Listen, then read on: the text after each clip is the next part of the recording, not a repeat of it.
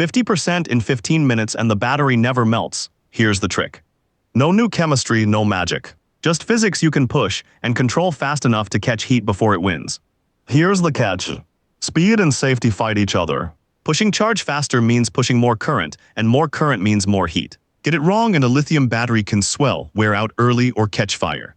So the hard part was never hitting 50%. The hard part is doing it while the battery never melts. First, what's actually inside? A lithium battery has two ends and a liquid between them. During charging, tiny charged particles called lithium ions travel from one end, the cathode, through that liquid, the electrolyte, and pack into the other end, the anode, which is made of graphite. Think of the graphite anode as a parking garage. Charging means driving ions in and parking them. Full simply means the garage is packed. Discharging is every car leaving to power your phone. So why not just shove the ions in faster? Because a parking garage has one entrance. Push cars in too fast and they pile up at the door instead of finding spots. In a battery, ions that can't park in time do something worse. They turn into metal plating on the surface. That plating is dead weight. It permanently steals capacity, and it can grow into spikes that pierce the battery from the inside. That's the swelling and fire risk from the last part. So the whole problem has a shape now.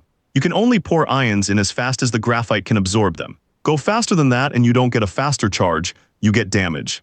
Which raises the real question. If there's a hard limit, how does anyone hit 50% in 15 minutes?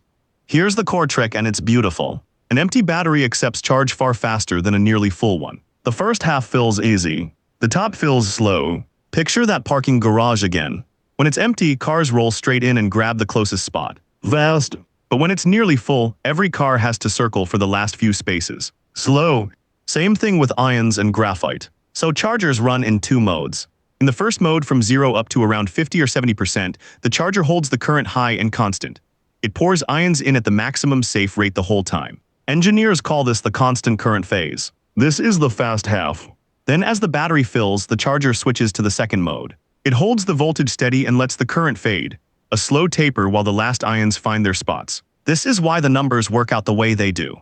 50% in 15 minutes is achievable because the easy, front-loaded half runs at full current the entire time. But the exact same battery might take another 45 minutes to crawl from 80 to 100, because the taper gets slower and slower near the top. The speed you see advertised is the speed of the easy half. But high current is only half the story, someone has to agree to deliver it. Who decides how much power actually flows? That covers the chemistry, now the deal-making. Before any fast charge starts, the phone and the charger have a conversation. Over the cable, they negotiate.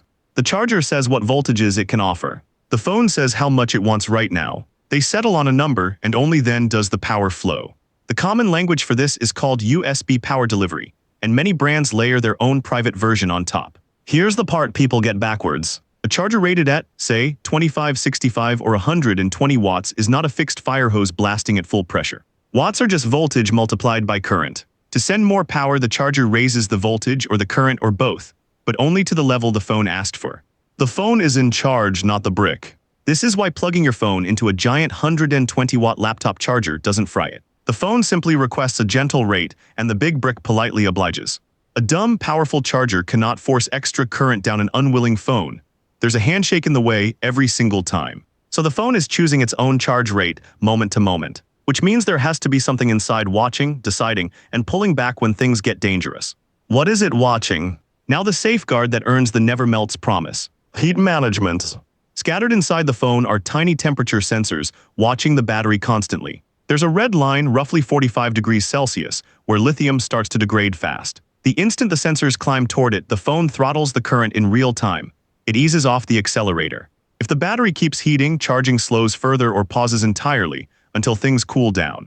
That's the safeguard working. But throttling alone would make fast charging painfully slow, so hardware helps. Many fast-charging phones now split the battery into two cells instead of one, side by side. If you send the same total charge but divide it across two cells, each cell only handles half the current. And heat rises with the square of the current, so having the current per cell cuts the heat in each one to roughly a quarter. A little circuit called a charge pump makes this efficient. It takes high voltage from the cable and converts it to the higher current the cells want, with very little wasted as heat. So the phone can pull big power from the wall, split it, and stay cool. That's how it runs full current for 15 minutes without cooking itself. Which finally lets us put the whole trick together. So here's the whole trick in one picture. 50% in 15 minutes without melting is three things working together. 1. Chemistry that fills the easy front half fast. 2. A handshake that pours in high, constant current during exactly that easy half. 3. Sensors and split cells that bleed off heat the instant it climbs. Stack them and the fast half flies while the temperature stays under the red line. And now the crawl makes sense. The last 20% always drags because the taper slows as the garage fills. Heat, not marketing, is the true ceiling on speed. Push harder and you cross the red line so the phone won't let you. But there's an honest cost.